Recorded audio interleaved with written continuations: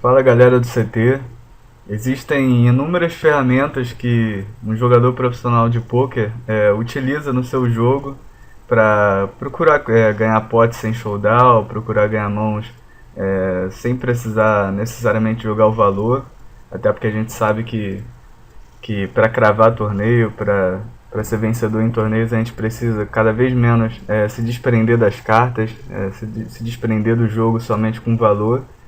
E uma das ferramentas que todos os jogadores profissionais utilizam e que a maioria dos jogadores conhece é a ferramenta de isolar os limpers. O que seria isso? O que consiste isso?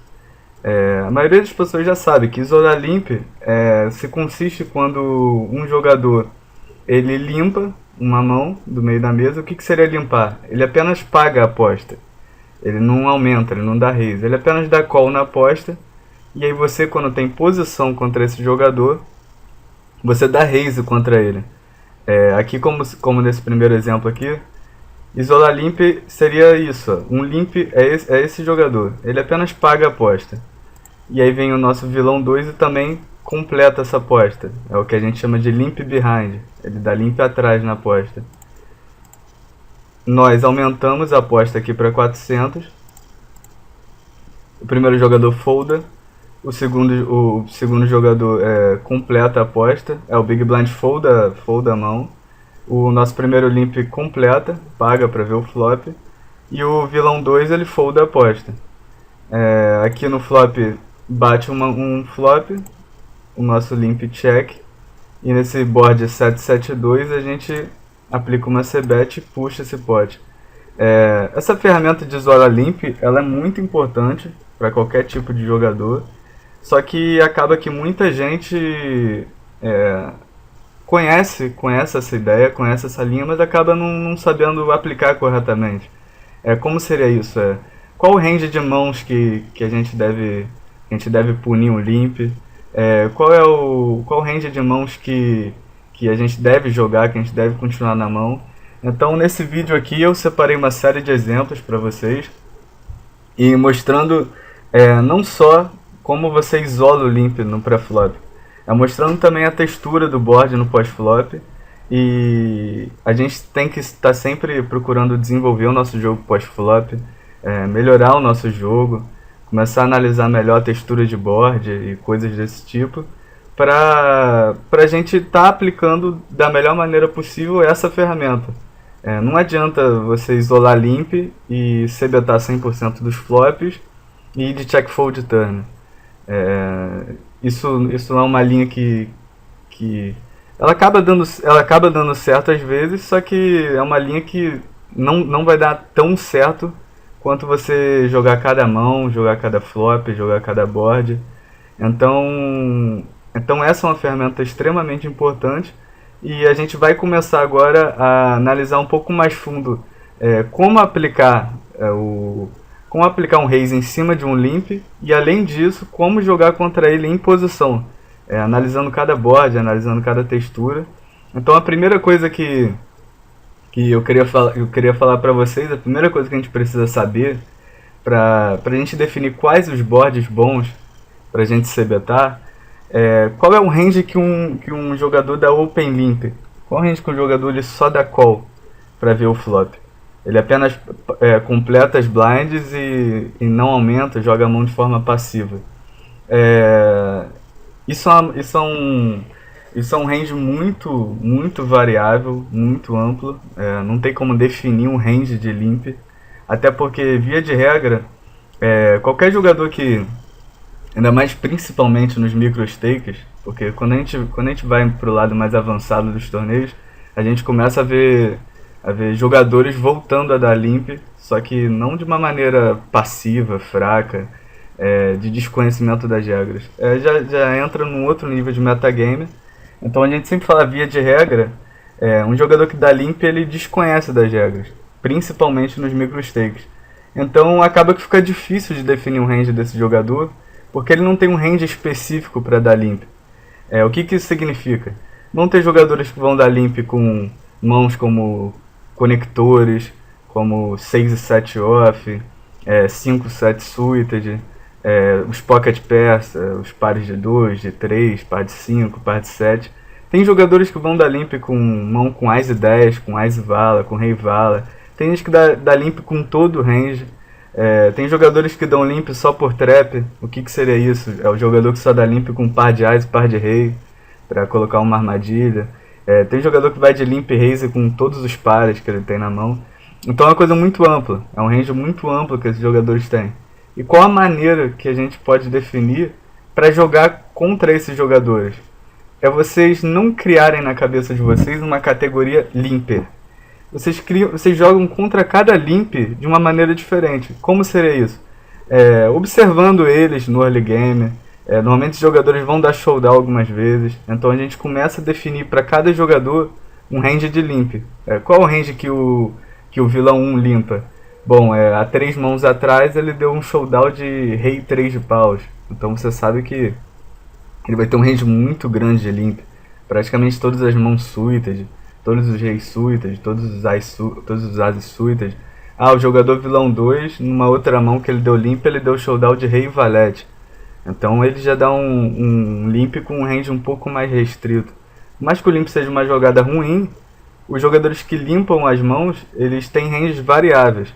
A gente consegue definir até um range padrão, um range que a maioria dos jogadores dá limp. Normalmente são os conectores, são os suited connectors, são os AX, são mãos especulativas que eles querem pagar para ver o flop, como os pocket pairs.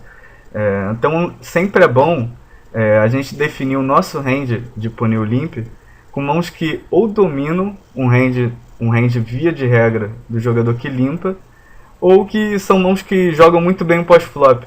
O que seria isso? Mãos como Ás e 9 off mais. O que o Ás e 9 off mais domina? O Ás e 9 off mais domina o range de AX que o nosso jogador pode estar limpando. Os suited connectors. Os suited connectors eles em tese não dominam range nenhum. Mas eles têm uma grande vantagem, que ele vai ser bom para se betar a maioria dos flops, quase todos os flops. O que seria isso? Se bate um range de ataque, um range que acerta mais o jogador que está agredindo, que é como se fosse um range As, Valete 3, é um range bom para a gente se betar em cima do limp, porque acerta muito o nosso range. E aí você tem um 5-6 suited, você pode se betar esse board por blefe e puxar o pot. E quando bate aquele board lá embaixo, aquele board 4, 5, 6, e aquele board que em tese não é bom pra gente se betar, porque é um board que acerta também o range de limp, a gente ter um 6 e 7 na mão se torna uma coisa perfeita, é nuts na mão.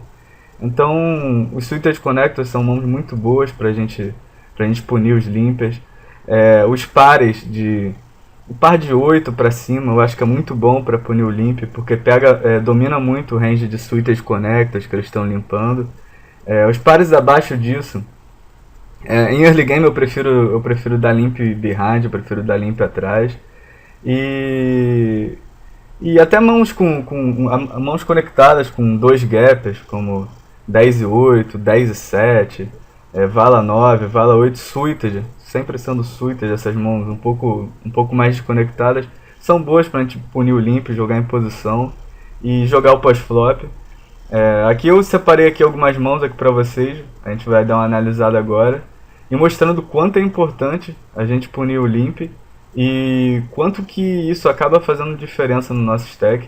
Essa primeira mão foi um exemplo básico aqui que eu mostrei, foi esse 5-6 suited aqui. Só para mostrar mais ou menos como é a regra básica de como punir limp. A gente deu raise aqui nos 2 vilões. Um deles continuou na mão. Esse board aqui é ótimo para a gente se betar. Aquele board que em tese não acerta ninguém. Então quando o board não acerta ninguém, é mais pro agressor do que para quem está jogando passiva a mão. Aqui a gente faz meio pote e puxa esse pote. É bem tranquilo. Aqui é a nossa segunda mão. A gente vai punir o limp de Ás e 9 off. O vilão ele limpa aqui. Ele apenas completa as blinds. O vilão 2 também limpa. E a gente vem e faz um raise para 300 fichas. Seria... Na fase inicial de torneio eu gosto de fazer uma size contando 3 vezes a Big Blind e mais uma vez para cada limp. O vilão continua na mão.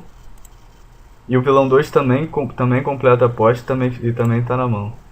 O board bate dama 8-3 com flush draw em paus. O vilão checa, o vilão 2 também dá check. E aqui nessa mão aqui eu vou optar pelo check. Por que eu vou optar pelo check? Porque pelo range que eu desenho, que o limp pode ter, o range que eu imagino que o vilão pode ter, ele pode ter 9-10, ele pode ter 7-8, ele pode ter dama X, ele pode ter pocket pass, ou seja, são mãos que ele não vai largar para esse primeiro tiro. Eu com certeza vou ter que dar 2. E tem mais um detalhe na mão que faz toda a diferença. A gente tem 2 limpers nessa mão. Ou seja, se a gente for combinar o range dos 2 limpers, se eu for considerar os 2 na mão, quase sempre aqui eles vão acertar alguma coisa nesse board que eles não vão largar. Quando o jogador entra de limp, até mesmo com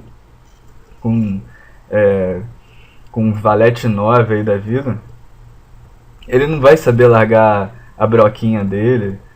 Limp tem muito isso, a maioria dos limps tem a categoria de ser calling station também. O que seria isso? É um jogador que quando acerta uma mínima equidade no flop, ele não vai largar somente pro flop. Ele vai tentar dar um call, vai tentar continuar na mão. Então aqui eu optei pelo check atrás, porque eu acho que esse board não é bom pra gente continuar agredindo. E no turn bate um 9, a nossa mão ganha um pouco de valor, ganha um pouco de equidade. E aí eu vou analisar como vai ser a ação dos 2 jogadores para saber mais ou menos onde que a gente está na mão. E aí o primeiro vilão opta pelo check, o segundo vilão também dá check. Então quando essa jogada acontece, eu tiro a dama do range deles. Não tem como o vilão jogar controlando o pote dessa maneira com dama. É lógico, sempre vai ter o vilão que vai ter dama 2, dama 4, que desconhece muito das regras e tal. Mas a gente tem que sempre falar via de regra contra jogadores aleatórios. Normalmente os 2 vilões aqui não tem dama no range deles, porque eles deveriam betar esse turn com a dama. Então esse 9 aqui acaba que me faz me sentir muito bem na mão agora. Então agora eu tenho que value betar essa mão para extrair de um 8 que eles possam ter. O 8 perfeitamente pode dar check nesse turn. Para extrair de flush draw, para extrair de pares até menores que eles acham que agora eu posso tentar comprar o pot. Então aqui é bem justo eu fazer uma c-bet aqui, faço mais ou menos meio pot aí. O primeiro vilão dá call, o segundo vilão folda. E no river bate um 10. O vilão dá check. E quando ele dá call nesse turn aqui, eu coloco ele nesse range. Ele pode ter o 8, ele pode ter um par menor, ele pode ter flush draw. E ele pode ter algumas combinações como uma broca, como straight draw, que irritou. O 10 não é um blank, o 10 é uma carta ruim pra mim. Então quando ele dá check, eu acho que se eu betar, muito provavelmente os pares que a gente tá ganhando vão foldar essa mão. O 8, por exemplo, já vira o terceiro par da mão. Então eu prefiro dar check behind e levar essa mão, minha mão tem valor de showdown. E o vilão apresenta As e 2 suited, As e 2 de paus. E aí a gente vê como que a gente puniu o limp com um range como um As e 9 off mais, As e 8 off mais, é bom. Porque a gente domina muito o range deles. Aqui a gente está dominando o range do limp de As e 2 suited. Aqui, por exemplo, você bate um As no river, a gente vai value betar isso aqui de novo, provavelmente vamos tomar call do limp e vamos puxar um pote ainda maior. E a gente consegue puxar esse pote aí de 2.000 fichas, que representa uma fração muito grande no nosso stack. Na próxima mão eu recebo um par de 8 em early game. O vilão ele dá limp. E aí eu faço uma aposta de 3x em cima dele. Eu acho uma aposta standard para esse par de 8. Acho que eu também não é muito bom querer construir um pote muito grande com essa mão. É uma mão especulativa, não é uma mão muito boa. E eu acho que o par de 8 ele fica mais ou menos ali na risca, no meu estilo de jogo, no early game, de punir o limp. Par de 6, par de 7 fica meio close, mas par de 6 para baixo eu costumo dar limp atrás. Eu prefiro dar o limp behind. Porque Porque o range de limp em early game, dificilmente eles foldam para um raise. E na verdade não é nem isso que a gente quer. Então a gente quer jogar contra eles em posição, de preferência dominando o range deles em early game. Quando a gente tem um par de 6, par de 5, ele vai dar limp ali com 7 e 8 dele, com 6 e 7 dele, e vai dar limp call. Então ele vai acertar um 7 ali, às vezes um 6, a gente vai estar flipando contra o range dele, a gente não vai estar dominando o range dele. Agora com um par de 8 mais, um par de 7 mais ali, bem na risca, a gente ainda domina o range que ele dá limp call, o limp dos switches connectors ou dos conectores mesmo, sem ser switches. Então aqui a gente pune o limp fazendo 180 fichas. E ele dá call na mão. O flop bate 9, rei e valete. Eu acho que é um flop muito bom. Perdão, é um flop muito ruim que a gente acerta aqui. Se fosse um pouco mais pra frente do torneio, dependendo do jogador, cabe até você transformar seu 8-8 em blefe e tentar um tiro único aqui e ver se o vilão folda. Mas eu acho que acerta demais o range dele. Dama 10 está seguido. Nem o 9 ele larga, nem o terceiro par ele larga aqui nessa mão. É flush draw, é straight draw, é broca, é valete. Então acerta em cheio o range do limp.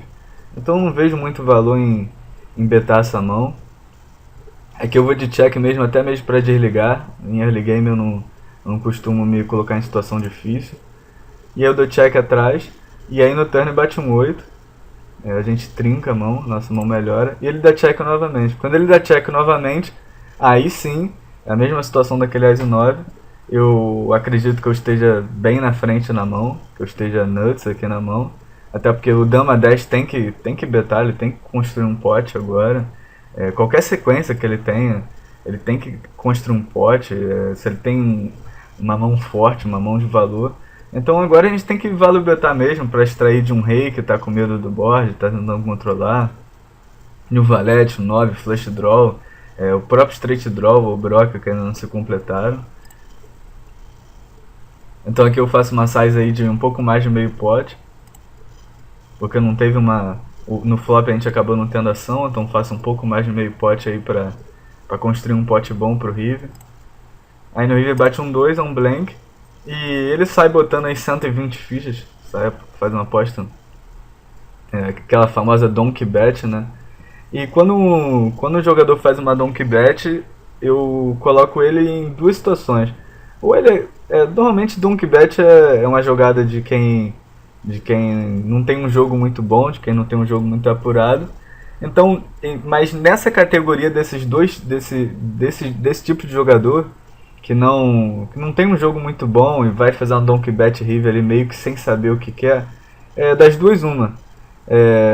Ou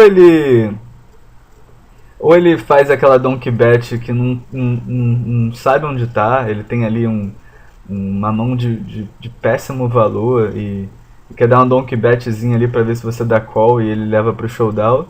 Ou a outra opção é que ele tem aquela mãozinha dele ali de valor médio, que é um 9, é um valete, é um rei, e ele dá essa donkey bet esperando dar o call no seu raise. Ele já faz essa meio que blocking bet para você dar um raise nele ali e ele tentar dar o call ali com a mão dele de valor baixo ali, de valor médio. É uma jogada que eu não gosto dessa linha, de você dar uma donkey bet para o seu adversário dar raise e você ir ali dar call. Por que o adversário às vezes faz isso com mão de valor médio?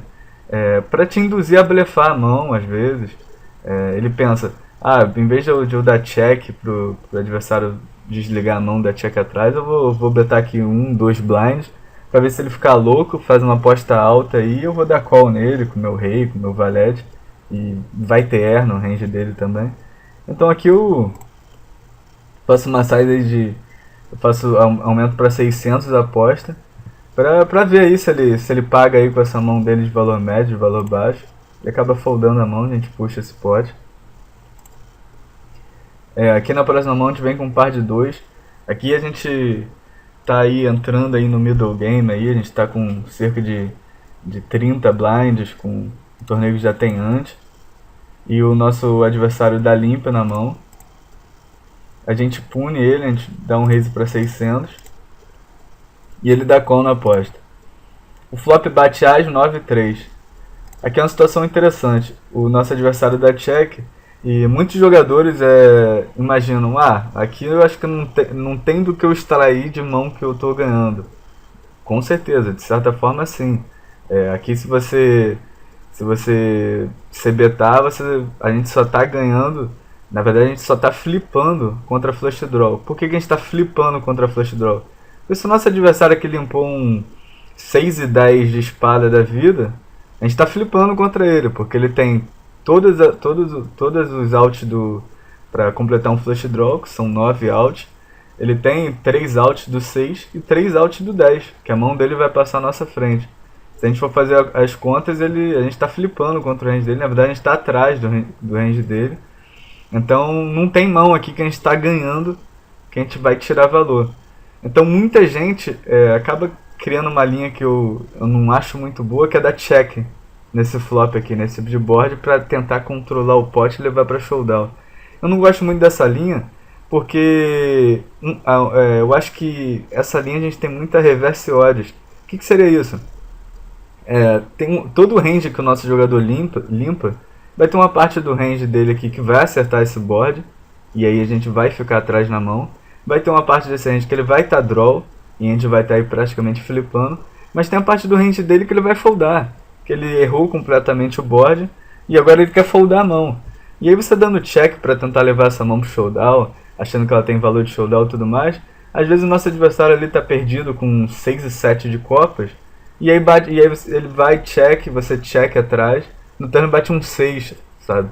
Então o nosso adversário passa a nossa frente, uma mão que ele foldaria facilmente, que ele já estava até com check fold marcado. Então eu acho ruim dar check atrás aqui por valor de showdown. Aqui eu prefiro betar, prefiro continuar apostando nesse board. Ainda mais que é um board perfeito pra gente ser betar. O As está muito no nosso range. Esse board aqui é muito bom. Então eu beto essa mão aqui. Eu faço aí um pouco menos de meio pot, faço cerca de 40% do pot. Nosso adversário folda a mão, a gente puxa esse pot sem surpresa, tranquilo.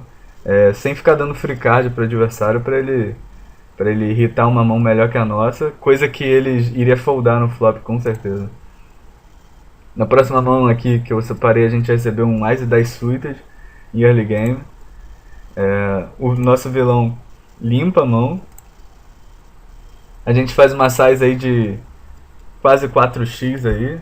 O standard já fazer 200 fichas mesmo. Aqui eu fiz 175, fiz 2,5 mais o limp. E aí o nosso vilão completa a aposta.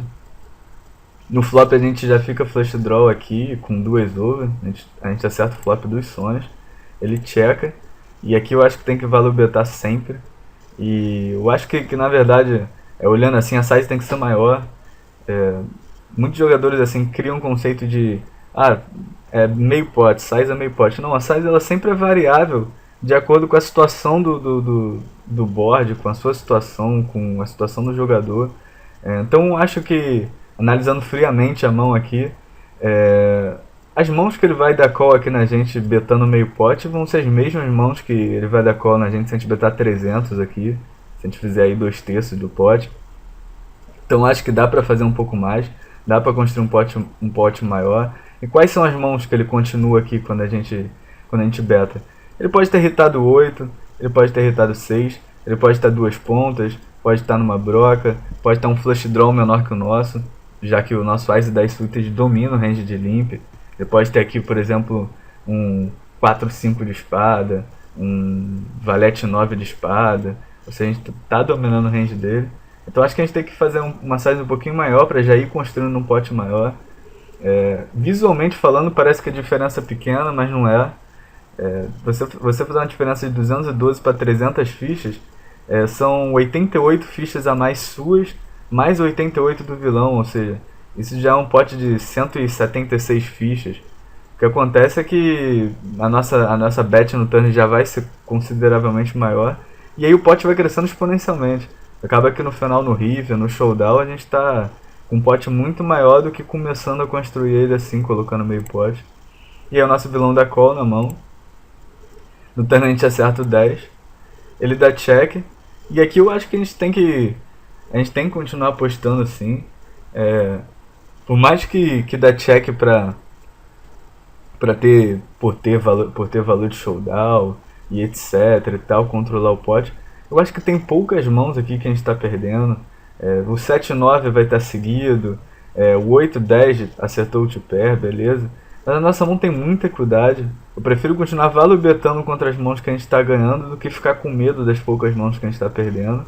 E contra essas mãos que a gente está perdendo, a gente ainda tem equidade ali. A gente tem um par de 10, a gente tem equidade aí para trincar o 10, a gente tem equidade para acertar dois pares em as, a gente tem equidade para acertar um flush nuts no river. Então acho que o pote tá pequeno ainda, dá para construir um pote melhor. Nosso vilão tem 2.700 fichas ainda para trás, não tá comitado ainda. Então acho que a gente tem que betar esse turn sim. Esse turn aqui a gente faz meio pote novamente. Se fosse considerar aquela aposta no flop, se fosse para aquelas 176 fichas a mais, considerando o nosso bet de 300 mais o call do vilão, esse pote aqui já estaria em 1000 fichas. Faria com que a nossa bet já fosse de 500 fichas, 60 fichas a mais, com mais o call do vilão, que iria ser também de 60 fichas a mais. Tudo isso vai construindo um pote maior. O nosso vilão dá call. E no river a gente completa o nosso flush, a gente tá nuts na mão. E é nosso vilão checa. E aqui é uma situação interessante essa mão. Porque das mãos que eu coloquei o nosso vilão no flop, eu coloquei ele em flush draw, que é um flush draw melhor que o nosso.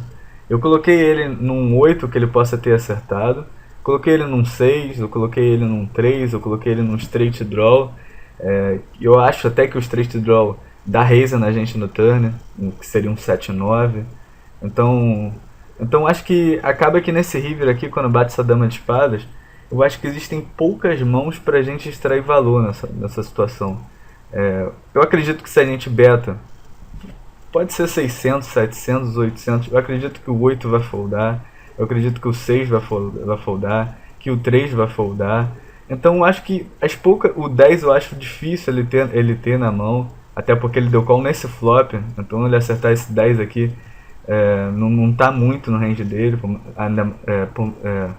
Somente se fosse uma combinação de 10 com 8, alguma coisa do tipo. Então eu acabei optando aqui por essa linha, pensando quais são as mãos aqui que eu posso continuar tirando valor, que se eu apostar, o nosso vilão vai dar call. É o flush menor que o nosso, são dois pares, uma trinca eu acho difícil. Então acho que tem poucas mãos pra gente extrair aqui. E as poucas mãos que tem, elas são muito fortes, que seria obviamente o flush. Então aqui eu acabei optando por uma overbet all in. Parece ser um pouco over, um pouco agressivo demais, mas eu não acho. Eu acho que isso aqui, esse shove river aqui, ele parece mais uma tentativa desesperada de comprar o pote. A dama é boa para eu continuar apostando, fechar o flush é bom para eu continuar apostando. Então eu imaginei que fazendo essa linha diferente, fazendo essa overbet all in aqui em early game, podia fazer o nosso vilão obviamente ele vai dar o call com o flush aqui, e ele podia talvez achar esquisita a linha, achar muito polarizado o nosso range, e aí tentar às vezes dar até um hero call aí na nossa mão. Acho que não foi o que aconteceu, ele foldou a mão, a gente puxou esse pote, mas eu separei essa mão porque eu achei esse river uma carta interessante aqui pra gente aplicar uma overbet, então eu queria falar sobre isso com vocês também. Eu vou terminando esse vídeo por aqui. Daqui a pouco eu volto para a segunda parte, mais exemplos aqui, mais análise de mãos, mais texturas de board. Eu espero que vocês estejam gostando aí do vídeo. Um abraço aí, valeu aí galera, tchau, tchau.